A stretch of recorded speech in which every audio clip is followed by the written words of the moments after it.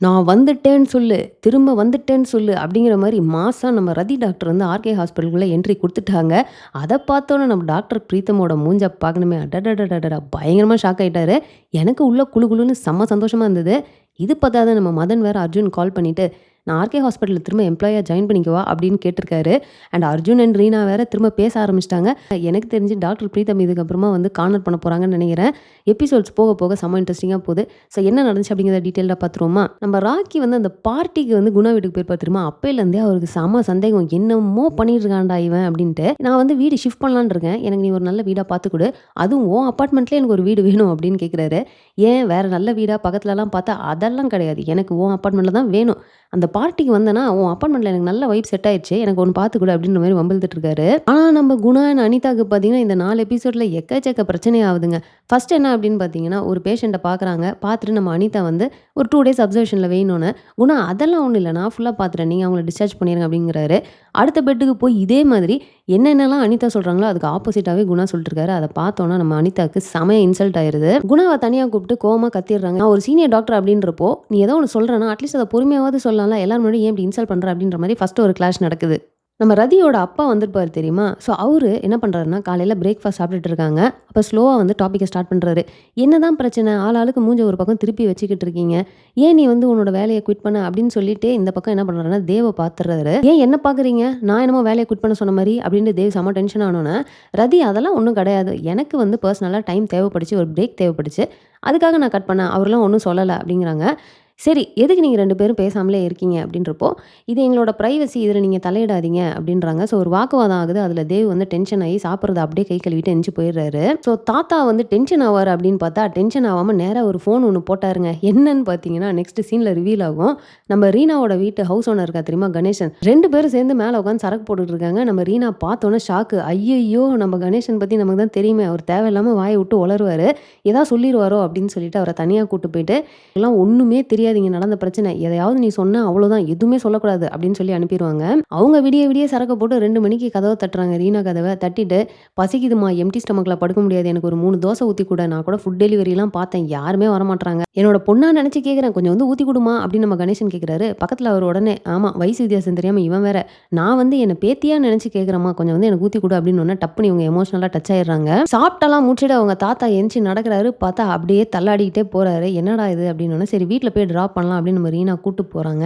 வீட்டுக்குள்ளார போய் சோஃபால படுக்க வச்சுட்டு திரும்பி பார்த்தா தேவ் அங்கருந்து இறங்கி வராரு. தேவ பார்த்தோனே நம்ம ரீனா அப்படியே ஷாக் ஆயிடுறாங்க. அதாவது நான் எதுவும் பண்ணலங்க. எனக்கு எதுவும் தெரியாது.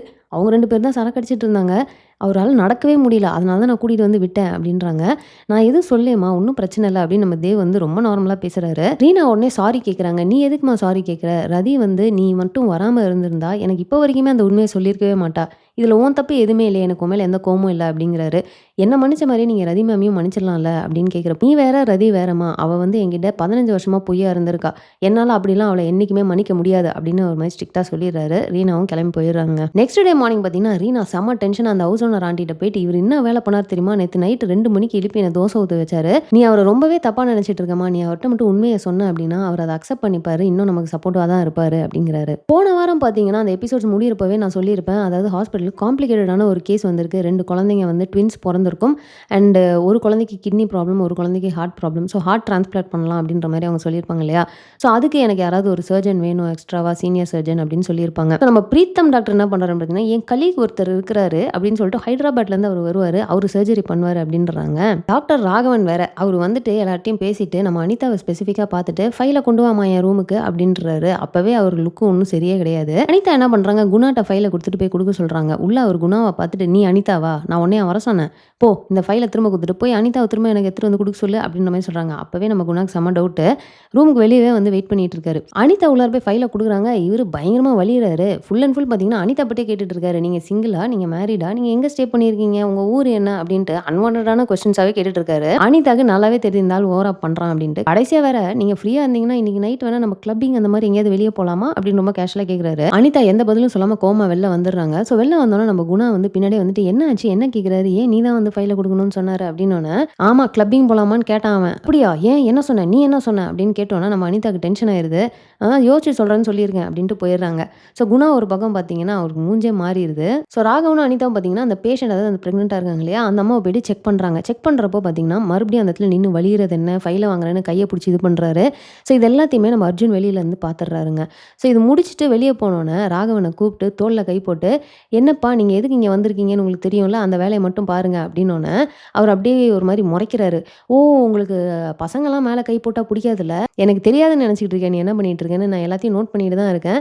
நீ வந்த வேலைய மட்டும் பார்த்துட்டு போனீன்னா நல்லாயிருக்கும்" அப்படிங்கிற மாரி மிரட்டிட்டு போயிடுறாரு. "நான் உன்கிட்ட வந்து ஹெல்ப் கேட்டனா? எனக்கு என்ன பார்த்துக்க தெரியும். இதுதான் எனக்கு ஃபர்ஸ்ட் டைம்ன்னு நீ நெனச்சுட்டு இருக்கியா? இந்த மாரி எத்தன ப்ராப்ளம்ஸ நான் கிராஸ் பண்ணி வந்திருக்கேன். எனக்கு என்ன பார்த்துக்க தெரியும். நான் உன்கிட்ட வந்து ஹெல்ப் கேட்டனா?" அப்படிங்கிற மாரி செம்ம கோவமா கத்திர்றாங்க. "நீ ஒண்ணும் என்கிட்ட வந்து ஹெல்ப் கேட்கல. பட் என் கண்ணு முன்னாடி ஒண்ணு நடக்குதுன்னா, ஆஸ் அ சிஇஓவா நான் என்ன பண்ணணுமோ நான் அத தான் பண்ணேன்" அப்படிங்கிறாரு. ரொம்ப சந்தோஷம். இப்ப அவரு இங்கேருந்து பயந்து ஓடிட்டாரு. இப்ப நீ என்ன பண்ண போற இன்னொரு சர்ஜனுக்கு? இன்னும் கொஞ்ச நேரத்துல சர்ஜரி வேற பண்ணணும் அப்படின்னோனே, நம்ம அர்ஜுனுக்கு செம ஷாக் ஆயிருது. நான் கொஞ்சம் ரெடி பண்றேன் அப்படின்றாருங்க. ஆனா என்ன ஆகுதுன்னா, இந்த கேஸ் இன்னும் காம்ப்ளிகேட் ஆகுது. நம்ம பிரீத்தம் வந்து நோட் பண்றாரு. அதாவது அந்த டோனர் அந்த குழந்தைக்கு வந்து நிமோனியா வேற இருக்கு. ஸோ உடனடியா நம்ம இந்த சர்ஜரிய பண்ணி ஆகணும். ஸோ அர்ஜுன் வேற வழி இல்லாம நேரா நம்ம ரதி மேம் வீட்டுக்கு போயிட்டு நிக்கிறாரு. ரதி டாக்டர் அர்ஜுன பார்த்தோன்னே செம shock. At the same time செம கோவமா இருக்காங்க. நம்ம தேவ் தான் பின்னாடி இருந்துட்டு, "வாங்க, வாங்க அர்ஜுன் வாங்க. என்னாச்சு? ரொம்ப நாள் ஆச்சு. எப்படி இருக்கீங்க?" அப்படிங்கிற மாரி ரொம்ப கேஷுவலா பேசுறாரு. இல்ல ரதி டாக்டர பார்த்து பேசலான்னு தான் வந்தேன். "ஓ! அப்படியா? சரி நீங்க பேசுங்க" அப்படின்னு சொல்லிட்டு தேவ் போயிடுறாரு. ஸோ அர்ஜுன் வந்து ரதி மேம்ட்ட எல்லாத்தையும் எக்ஸ்பிளைன் பண்றாரு. இந்த மாரி ஒரு காம்ப்ளிகேட்டடான கேஸ் எங்களுக்கு ஆளே கிடைக்கல. உங்ககிட்ட கேட்கறதுக்கு எனக்கு ஒரு மாரியா தான் இருந்தது. பட் எங்க எல்லாரோட ஃபர்ஸ்ட் சாய்ஸுமே நீங்க தான். நான் வேற எதெதோலாம் அரேஞ்ச் பண்ணி பார்த்துட்டேன். எதுவுமே ஒர்க் அவுட் ஆகல. ஒரு குழந்தையோட உயிர காப்பாத்தணும். எங்க மேல இருக்க கோவத்தெல்லாம் இப்ப யோசிக்காதீங்க. அந்த உயிர்க்காக நீங்க வாங்க அப்படின்னு எவ்வளவோ கன்வின்ஸ் பண்ணி பார்க்குறாரு. நம்ம ரதி ரொம்ப ஸ்ட்ராங்கா அதெல்லாம் முடியாது அர்ஜுன். என்னால வர முடியாது அப்படின்றாங்க. தூரத்துலருந்து பார்த்தீங்கன்னா, நம்ம தேவ் வந்து இது எல்லாத்தையும் கேட்டுட்டு தாங்க இருக்காரு. அர்ஜுனும் வேற ஆப்ஷன் இல்ல அப்படின்னு சொல்லிட்டு அங்கருந்து கிளம்பிடுறாரு. நம்ம பிரீத்தம் டாக்டர் வேற வழியே இல்ல. இப்ப இருக்கிறது ஒரு சீனியர் சர்ஜன் நான் தான். ஸோ அதனால நான் எல்லாத்தையும் லீட் பண்றேன். நீங்கலாம் எனக்கு ஹெல்ப் பண்ணுங்க அப்படிங்கிற மாரி ரொம்ப மோட்டிவேட்டிங்கா பேசிட்டு வாங்க போலாம் ஸ்டார்ட் பண்ணலாம் அப்படின்லாம் சொல்றாங்க. பட் அந்த சைடு என்ன ஆகுதுன்னா, நம்ம தேவ் வந்து ரதிய கூப்பிடுறாரு. கூப்பிட்டோனே ரதி மேம்க்கு அப்படி ஒரு சந்தோஷம். இத்தன நாளா பேசாம திடீர்னு பேசுறாரே அப்படின்னு சொல்லிட்டு திரும்புறாங்க சிரிச்சுக்கிட்டே. அவர் வந்து நான் என்னைக்காவது உன்ன ஹாஸ்பிட்டல் போ வேணாம்னு சொன்னேனா? எதுக்காக நீ ஹாஸ்பிட்டல் போகாம உட்காந்துருக்க? பசங்களோட டைம் ஸ்பெண்ட் பண்றதுக்காக தான் அப்படிங்கிறாங்க. அதெல்லாம் ஒண்ணும் கிடையாது. இப்படியெல்லாம் பண்ணா என்னைய வந்து நீ கொஞ்சம் காம் டவுன் பண்ணலாம். என்னைய கன்வின்ஸ் பண்ணலாம் தானே நீ நினைச்சிட்டு இருக்க. அதெல்லாம் ஒண்ணுமே உன்னால பண்ண முடியாது. என்னால உன்ன மன்னிக்கவே முடியாது. நான் என்னைக்குமே வந்து எனக்காக உன்ன சேஞ்ச் பண்ணிக்க சொன்னதே கிடையாது. இதுக்கப்புறமும் நான் உன்கிட்ட சொல்ல மாட்டேன். ஸோ உனக்கு என்ன வேணுமோ அத நீ பண்ணு அப்படின்னு சொல்லிட்டு அவர் போயிடுறாரு. ஸோ அடுத்து நம்ம திவி வந்து ரதி மேம்ட்ட பேசுறாங்க. ஏன் என்ன ஆச்சு? அன்னைக்கு நீங்க வந்து ஸ்விம்மிங் பூல்ல ஒருத்தர்லாம் காப்பாத்துனீங்கல்ல, அங்க இருக்கிற யாருக்காவது அப்படி தோணுச்சா? உங்களுக்கு மட்டும் தானே அப்படி தோணுது. ஸோ நீங்க வந்து கண்டிப்பா ஹாஸ்பிட்டல் போகணும். எனக்கு அதுதான் வேணும். எனக்கு அந்த ரதிய தான் புடிச்சிருக்கு. ஸோ இத கேட்டோனே நம்ம ரதி மேமோட மைண்ட் மாறிருது. கண்டிப்பா நம்ம போணும் அப்படின்னு சொல்லிட்டு ரெடி ஆகுறாங்க. அந்த சைட் பார்த்தீங்கன்னா, அவங்க சோலோவா சர்ஜரி எல்லாம் ஸ்டார்ட் பண்ணி போயிட்டுருக்கு. ஸோ குழந்தைய காப்பாத்த முடியாதுடா! அப்படிங்கிற மாரி ஒரு சினாரியோல கரெக்ட்டா கதவ திறந்தா நம்ம ரதி மேம் ஒரு என்ட்ரி. அத பார்த்தோனே நம்ம பிரீத்தமோட மூஞ்சே மாறிடுச்சு. நம்ம ரதி மேம் வராங்க. எப்பவும் போல என்னென்னமோ பண்றாங்க. இத ரெடி பண்ணுங்க, அத ரெடி பண்ணுங்க அப்படிங்கிறாங்க. அந்த குழந்தைய காப்பாத்திர்றாங்க. ஆனா, அந்த குழந்தையோட அப்பாவும் பார்த்தீங்கன்னா, செம ஹேப்பின்னு சொல்லிட்டு ரதி மேம்ட்ட வந்து இங்க எல்லாருமே ஃபர்ஸ்ட்லேருந்து சொல்லிட்டு இருந்தாங்க.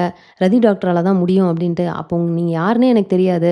ரொம்ப தேங்க்ஸ் அப்படின்னு சொன்னோனே, நம்ம ரதி வந்து பிரீத்தமையும் கூப்பிட்டுட்டு, இல்லங்க 2 பேரா சேர்ந்து தான் பண்ணணும்னு. பிரீத்தமுக்கு மூஞ்சே மாறுது. அவருக்கும் பார்த்தீங்கன்னா, ஏதோ கன்சலேஷன் பிரைஸ் மாதிரி வந்து தேங்க்ஸ் டாக்டர் அப்படின்னுவாரு. அவருக்கு ரொம்ப இரிட்டேட் ஆகி அங்கேருந்து கிளம்பி போயிடுறாரு. ஸோ இந்த சர்ஜரி எல்லாம் முடிஞ்சதுக்கப்புறம் நம்ம ரீனா வீட்டுக்கு கிளம்புறப்போ நம்ம அர்ஜுன் போறாருங்க. போயிட்டு ரொம்ப தேங்க்ஸ் ரீனா அப்படின்னா, ஏன் அந்த சர்ஜரியில இருந்த எல்லாத்துக்கும் போயிட்டு நீ தேங்க்ஸ் சொல்லிட்டு தான் இருந்தியா இந்த மாரி?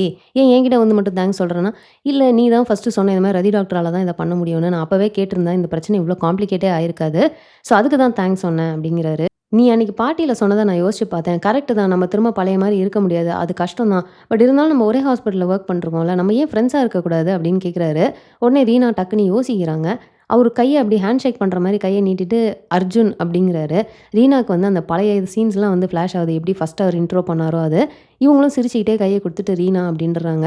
ஸோ இதுக்கப்புறம் அவங்க திரும்ப ஃபர்ஸ்ட்லேருந்து ஸ்டார்ட் பண்ண போறாங்க அப்படிங்கிறது கிளியரா தெரியுது. ஆனா அதே டைம்ல இன்னொருத்தங்களுக்கு பிரேக்கப் ஆக போகுது அப்படிங்கிறது தெரியுது. யார் அப்படின்னு பார்த்தீங்கன்னா, நம்ம குணா அண்ட் அனிதா தாங்க. அந்த ராகவன் டாக்டர் வந்து அனிதாட்ட தப்பா நடந்துட்டனால தான் அர்ஜுன் கூப்பிட்டு மிரட்டியிருக்காரு அப்படிங்கிற மேட்டர் வந்து குணாக்கு தெரிய வருது. ஸோ செம டென்ஷன் ஆயிடுறாரு. அனிதாவ கூப்பிட்டு இந்த மாரி நடந்துச்சே என்கிட்ட நீ ஏதாவது சொன்னியா? என்கிட்ட வந்து ஹெல்ப் கேட்டியா? அப்படின்னோனே அனிதாக்கு இன்னும் கோவம் வருது. ஏன் நான் வந்து உன்கிட்ட ஹெல்ப் கேட்கணும்னு நீ நினைக்கிற? ஏன் என்னால அத பார்த்துக்க முடியாதா? எனக்குன்னு ஒரு பிரைவசி இருக்காதா? ஏன் எல்லாத்துக்குள்ளாரையும் இன்டர்ஃபியர் ஆகுற? அப்ப அர்ஜுன் கிட்ட மட்டும் போயிட்டு ஏன் ஹெல்ப் கேட்ட? அர்ஜுன்ட்டலாம் நான் ஒண்ணும் போய் ஹெல்ப் கேட்கல. அது அவனே எப்படியோ தெரிஞ்சுக்கிட்டு பண்ணியிருக்கான். அதுக்கும் எனக்கும் எந்த சம்மந்தமுமே கிடையாது. என்னோட ப்ராப்ளம்ஸ எனக்கு பார்த்துக்க தெரியும். அத ஃபர்ஸ்ட் நீ புரிஞ்சுக்கோ அப்படின்ற மாரி கோவமா சொல்லிட்டு போயிடுறாங்க. அண்ட் நம்ம மதன் பத்தி சொல்லல இல்லையா? ஸோ என்னன்னா, அவங்க வந்து ஸ்கூல் டெர்ம் ஃபீஸ் கட்டல அப்படிங்கிற மாரி ஸ்கூல்லேருந்து கூப்பிட்டு சொல்லிடுறாங்க. ஸோ வேற ஆப்ஷனே இல்ல அப்படின்றனால மதன் வந்து அர்ஜுன் கால் பண்ணி நான் ஒரு எம்ப்ளாயியா ஜாயின் பண்ணிக்கவா அப்படின்னு கேட்குறாருங்க. ஸோ அந்த டைம் தான் பார்த்தீங்கன்னா, நம்ம அர்ஜுன் ஒரு சீஃப் டாக்டர் வேணும் அப்படின்னு சொல்லிட்டு அந்த காம்ப்ளிகேட்டடான அந்த சர்ஜரியில வந்து மாட்டிட்டு இருக்காரு. ஸோ அதனால என்ன சொல்லிடுறாருன்னா, நான் இப்போ ஒரு பெரிய ப்ராப்ளம்ல இருக்கேன். இத முடிச்சதுக்கப்புறமா நான் திரும்ப உனக்கு கால் பண்றேன் அப்படின்னு சொல்லிட்டு கால கட் பண்ணிடுறாரு. பட் எனக்கு என்னமோ மதன் வந்து திரும்ப வருவாரு அப்படின்னு தான் நினைக்கிறேன். இந்த 4 எபிசோட்ல நடந்த இம்பார்ட்டன்டான விஷயங்கள் எல்லாத்தையுமே நம்ம பார்த்துட்டோம். ஸோ எப்படி இந்த சீசன் வந்து ஸ்டார்ட் ஆகுறப்போ அப்படி எல்லாரோட ஸ்டோரியுமே பயங்கர நெகட்டிவா மோசமான நிலைமையில இருந்ததோ, இப்ப போக போக பார்த்தீங்கன்னா, அது அப்படியே பாசிட்டிவா மாறிட்டே வருது. ஸோ பார்க்குறப்போ நமக்குமே செம்ம இன்ட்ரஸ்டிங்கா தான் போயிட்டு இருக்கு. நெக்ஸ்ட் வீக் 4 எபிசோட்ஸ் வரட்டும். என்ன நடக்குது அப்படிங்கிறத நம்ம வெயிட் பண்ணி தான் பார்க்கணும். ஸோ இந்த வீடியோ நான் இதோட முடிச்சுக்கிறேன். இந்த வீடியோ உங்களுக்கு பிடிச்சிருந்தா லைக் பண்ணுங்க. உங்க ஃப்ரெண்ட்ஸ் எல்லாத்தையுமே ஷேர் பண்ணுங்க. மறக்காம சேனல சப்ஸ்கிரைப் பண்ணி என்ன சப்போர்ட் பண்ணுங்க. நெக்ஸ்ட் வீடியோல மீட் பண்றேன். தேங்க்ஸ் ஃபார் வாட்சிங். Bye by.